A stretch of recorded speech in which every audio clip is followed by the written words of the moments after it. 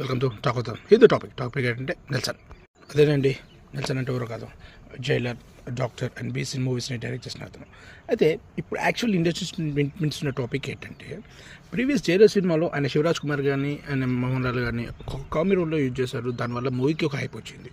But దాంట్లో ఒక scene ఎక్స్టెన్షన్లో Balayya గారిని కూడా యూజ్ చేద్దామని అనుకున్నారట ఒక టైంలో.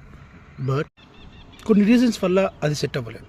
బట్ ఇప్పుడు జైలర్ 2లో అలాంటి పొజిషన్ని ఎట్టి పరిస్థితుల్లో విడిచిపెట్టదు అనుకుంటున్నారు.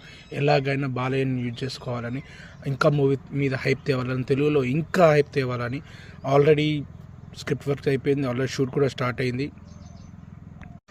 ఇక్కడ మనం చేయాల్సింది ఒకటి, వీచ్ చేయడమే. కానీ ఒక్కవేళ మాత్రం ఇది నిజమయ్యి నెల్సన్ గారు బాలయ్య గారిని స్క్రీన్ మీద ఎలా చూపిస్తారు అనేది ఒక క్యూరియాసిటీ ఉంటుంది. అసలు అది ఎలా ఉండిపోతుంది, అది ఒక స్క్రీన్ మీద చూడాలి. That's it for the topic for the day and thank you for watching. Please subscribe the channel. Welcome to talk అవుతాం. ఇది టాపిక్ ఏంటంటే నెల్సన్. అదేనండి, నెల్సన్ అంటే ఎవరో కాదు, జైలర్, డాక్టర్ అండ్ బీసీ మూవీస్ని డైరెక్ట్ చేసిన అతను. అయితే ఇప్పుడు యాక్చువల్ ఇండస్ట్రీస్ వినిపిస్తున్న టాపిక్ ఏంటంటే, ప్రీవియస్ జైలర్ సినిమాలో ఆయన శివరాజ్ కుమార్ కానీ ఆయన మోహన్ లాల్ కానీ కామెడీ రోల్లో యూజ్ చేశారు. దానివల్ల మూవీకి ఒక హైప్ వచ్చింది.